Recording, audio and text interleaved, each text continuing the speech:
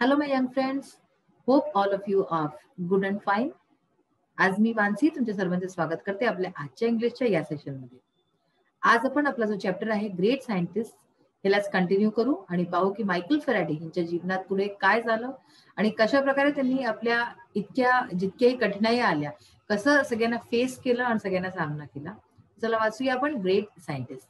तर आपण आपल्या लास्ट सेशन मध्ये वाचलं की कशा प्रकारे 13 वर्षाच्या वयामध्ये त्यांनी बुक बाइंडिंग चं काम सुरू केलं एका माणसाकडे जाऊन आणि तिथे त्यांनी एक दिवशी जेव्हा सायन्सची पुस्तक वाचली तर त्यांचं जीवन कसं बदललं त्याच्या बाबतीत. इलेक्ट्रिसिटीमध्ये जेव्हा त्यांना खूप भयंकर रुची आली जेव्हा त्यांनी एक पुस्तक वाचली त्याची, त्याच्या पुढे काय होतं, Faraday was still poor at 21. ते 21 वर्षाचे होऊन गेले होते पण अजूनही ते फार गरीब होते. Once a friend gave him a free ticket to a public lecture and demonstration by the renowned chemist Humphrey Davy at London's Royal Institution. तर काय झालं की एकदा त्यांच्या एका मित्रांनी त्याला एक फ्री तिकीट दिलं एका पब्लिक लेक्चर करता. म्हणजे लोक जे जाऊन आपले भाषण वगैरे देतात तशा टाईपचं एक लेक्चर होतं आणि डेमॉन्स्ट्रेशन होतं. एक खूप मोठे केमिस्ट होते. केमिस्ट म्हणजे काय, जे जसे रसायन वगैरे असतं ना, तर ते अशाच टाईपचे केमिस्ट होते, हम्फ्री डेव्ही नावाचे. आणि हे होतं लंडन रॉयल इन्स्टिट्यूशन. इथे मध्ये त्यांना एक फ्री तिकीट मिळालं, तिथे जाऊन ते बघायचं. Davy's work on chemicals and electrical lighting was the subject of conversation among the scientists of that age. तर त्या काळामध्ये जे डेव्ही खूप मोठा सायंटिस्ट होता, खूप मोठा म्हणजे केमिस्ट होता. तर डेव्हीचं जो काम होता केमिकल्स वरती आणि इलेक्ट्रिकल लाइटिंग वरती, हे तेव्हा जे आहे विषय होता, सगळे लोक खूप चर्चा करत होते त्याच्या विषयाची आणि त्याच्या गोष्टींची त्या काळामध्ये. 70 years later, 70 वर्षानंतर, across the Atlantic Ocean in the USA, तर 70 वर्षानंतर अटलांटिक ओशन युएसए मध्ये त्याच्या पलीकडे, the same work enabled Thomas Edison to produce the first consistent light bulb.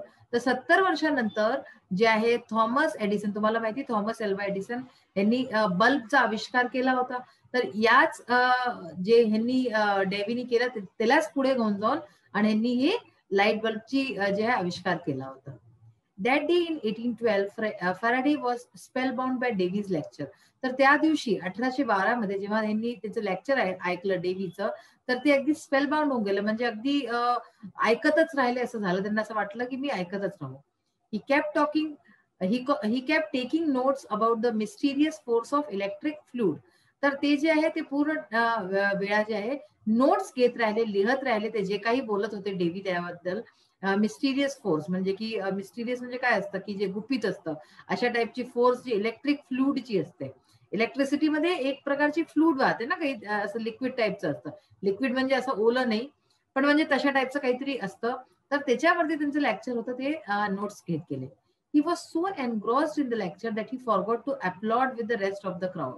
तर ते इतके जास्त वाहून गेले होते आणि त्यांनी इतके असे त्यांना इतकं छान वाटलं होतं लेक्चर की ऐकतच राहिले आणि त्यांना हेही लक्षात नाही राहिलं की जेव्हा त्याचा लेक्चर संपला डेव्हीचा, तर सगळ्यांबरोबर बाकी लोक जशी टाळ्या वाजवतात नंतर, तर त्यांनी टाळ्या सुद्धा नाही वाजवल्या.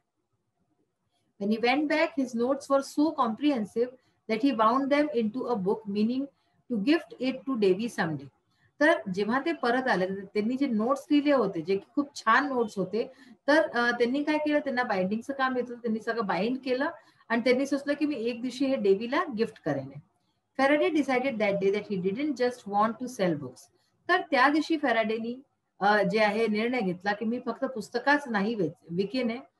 ही wanted to be a great scientist. त्या दिवशी त्यांनी निर्णय घेतला की मला एक मोठं वैज्ञानिक बनायचं आहे. Good enough to write his own books. आणि इतकाच मोठा वैज्ञानिक की मी इतका चांगला होऊन जाऊ की मी स्वतःच्या पुस्तकात लिहू. Davy became his role model. तर डेव्ही जे होते ते त्याचे रोल मॉडेल बनून गेले. म्हणजे एक असतं ना की आपण ह्याला पाहून आपल्यालाही अशी प्रेरणा मिळते की आपणही ह्यांच्यासारखं बनावं. तर अशा प्रकारे डेव्ही फॅराडे करता होऊन गेला होता. But there was a problem. पण एक जे आहे समस्या होती. He did not have the social status, money or the education to pursue science.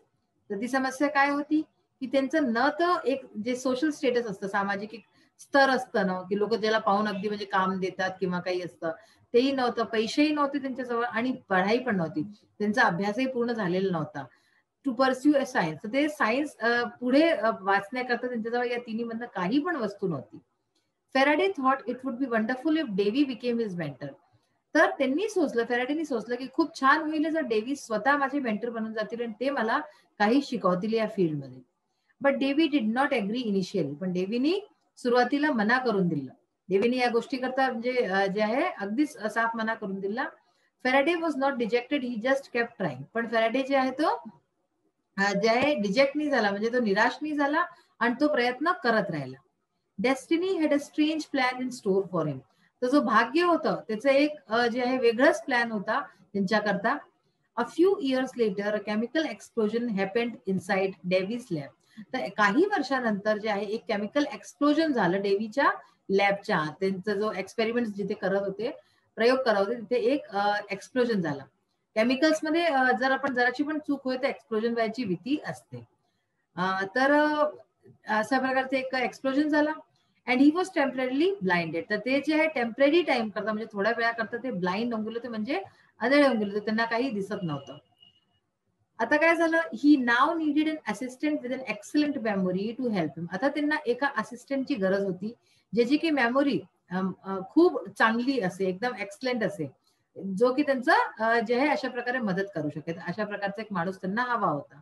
Memory म्हणजे काय, आपली जी याददाश्त आपण म्हणतो. He was reminded of Faraday and decided to hire him as a secretary. तर त्यांना फॅराडेची आठवण आली डेव्हीला आणि त्यांनी त्याला जे आहे अपॉइंट केलं आपल्या सेक्रेटरीच्या तौरवरती. डेव्ही नेव्हर बिलीव्ड फॅराडे कुड do anything in the field of science going by his social status and education.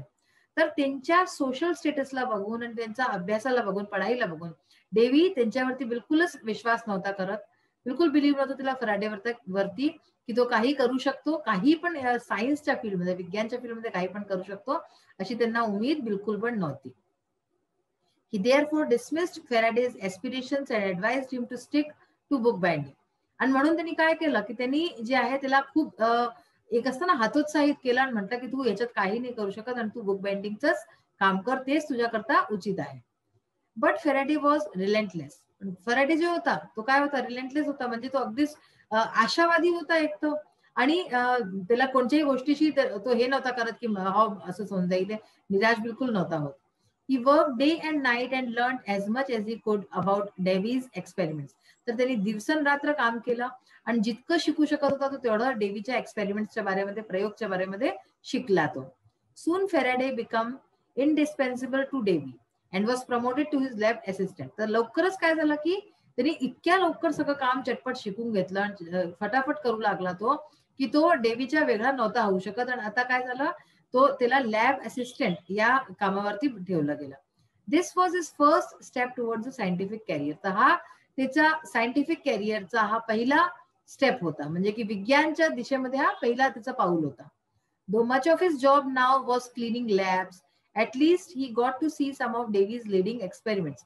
हालांकि अजूनही त्याचं काम काही जास्त असं नव्हतं, तो नुसतं त्याला लॅब्स वगैरे साफ कराय करता, प्रयोगशाळा जी असते साफ वगैरे करणं आणि हे सगळ्याचं काम होतं. पण तरी सुद्धा त्याला हे होतं की चला मी आता कमीत कमी त्याच्या लॅबच्या पर्यंत पोहोचलोय आणि त्याच्या एक्सपेरिमेंट्सला मी बघू शकतो की त्यांनी काय केले आहे डेव्हीने. Even then Davy did not have much hope for Faraday. एवढं होऊन सुद्धा डेव्हीला फॅराडेवरती काहीच आशा नव्हती त्याच्याशी. Then Faraday got another chance to prove himself. मग फॅराडेला परत एक चान्स मिळाला आपल्याला प्रूव्ह करायचा, सिद्ध करायचा. One day Davy try to recreate a famous electromagnetism experiment with fellow chemist William Wollaston. एक दिवशी काय झालं की डेव्ही प्रयत्न करत होता एक रिक्रिएट करायचा एक फेमस इलेक्ट्रोमॅग्नेटिझम एक्सपेरिमेंट. इलेक्ट्रोमॅग्नेटिझम जे की विज्ञानशी संबंधित असतं, असं काही नवीन प्रयोग करत होता. त्याच्या एका फेलो केमिस्ट म्हणजे एक आणि त्याच्या बरोबर होता विलियम वॉलेस्टन म्हणून त्याच्या बरोबर करत होता. Exploring why when and electric current is applied to a wire.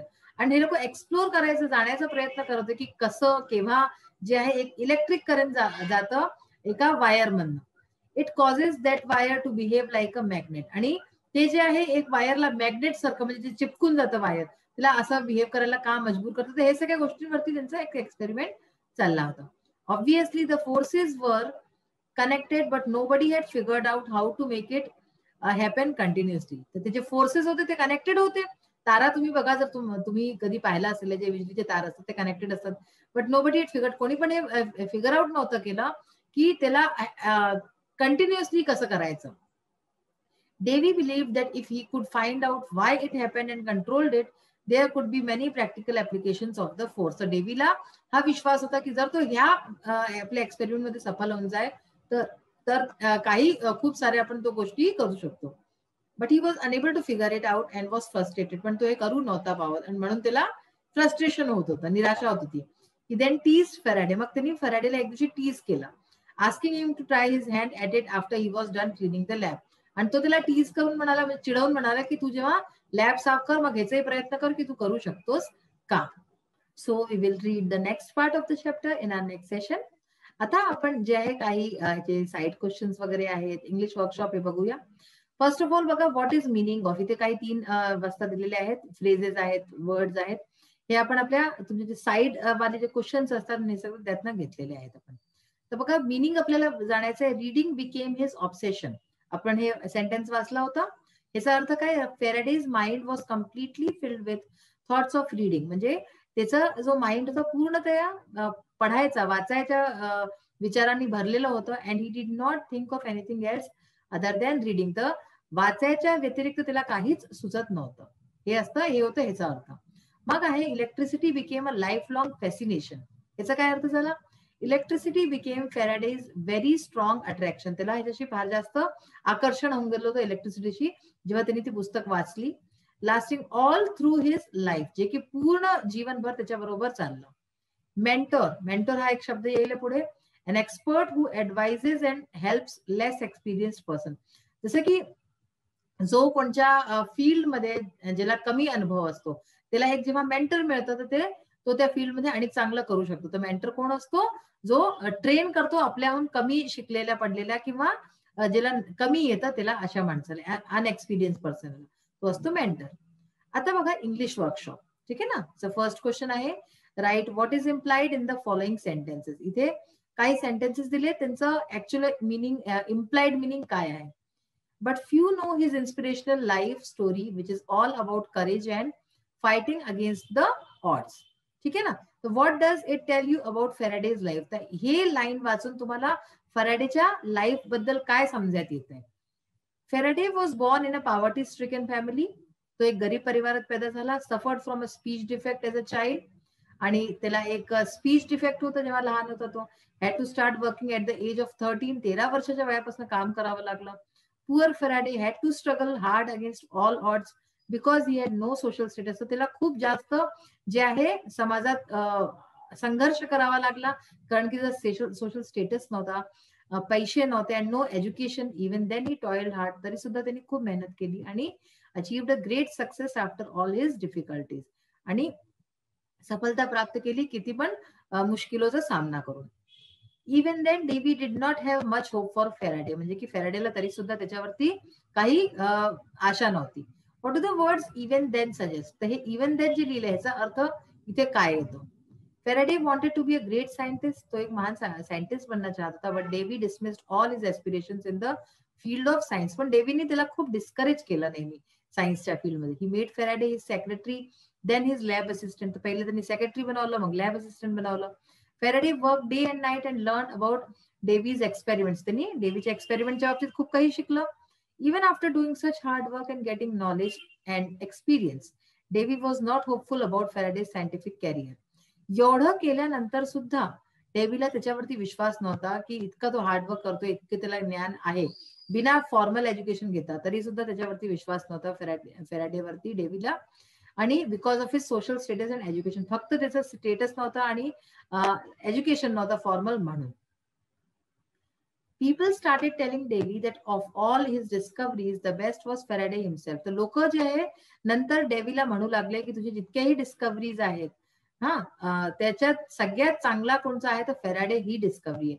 What does it suggest about Davy's work. ह्याच्यानी तुम्हाला डेव्हीच्या वर्कच्या बाबतीमध्ये काय समजत येतं. Humphrey Davy was a renowned chemist who made many discoveries about chemicals and electrical lighting. तर Humphry Dewey काय होते, फार मोठे जे आहे प्रसिद्ध केमिस्ट होते, ज्यांनी खूप डिस्कव्हरीज केल्या आणि केमिकल अँड इलेक्ट्रिकल लाइटिंग याच्याबद्दल. Faraday wanted Davy to become his mentor, but Davy never believed in Faraday's ability. तर ते सुद्धा फेराडे जो आहे तो डेव्हीला आपला मेंटर बनवणं चाहत होता, पण डेव्हीनी कधी या गोष्टी करता हाव नाही म्हणतो ना, होकार नाही दिला. आणि फेराडेच्या ॲबिलिटीवरती हमेशा शंका केली. And always try to keep him away from the experiments he was doing. जे एक्सपेरिमेंट, जे प्रयोग डेव्ही करत होता त्याच्यापासून तो फेराडेला दूर ठेवत होता. Dewey became jealous of Faraday. नंतर जाऊन फेराडेचा जेलस होऊन गेला Dewey. When he became a celebrity scientist overnight. जेव्हा की तो जेव्हा रातोरात तो एक मोठा सायंटिस्ट बनून गेला, तेव्हा त्याला फार जलन झाली, जेलस झाला त्याचा. But Faraday did not receive recognition for his success from Dewey. पण डेव्हीने कधी सुद्धा त्याला आपल्या सफलता करता कधी शाबासी नाही दिली. So people started telling Dewey that Faraday himself was his best discovery. म्हणून लोक असं म्हणू लागले की फेराडे हा जो आहे डेव्हीचा सगळ्यात मोठा जो आहे डिस्कवरी आहे. तर आज आपण जे आहे पुढचा चॅप्टरचा पार्ट वाचलाय आणि पाहिलं की कशा प्रकारे फेराडे इतकं नेगेटिव्हिटी भऱ्या माहोलमध्ये असू नये, म्हणजे की डेव्ही त्याला कधीच जे आहे प्रशंसा नव्हता करत आणि हतोत्साहित करत होता, तरी सुद्धा तो आपलं काम करत गेला पूर्ण निष्ठाने. आणि आता कशा प्रकारे त्याचं लाईफ बदलेले हे आपण आपल्या नेक्स्ट सेशन मध्ये बघूया.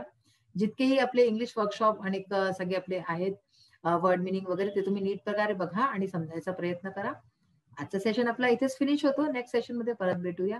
Till then bye, have a nice day. Thank you.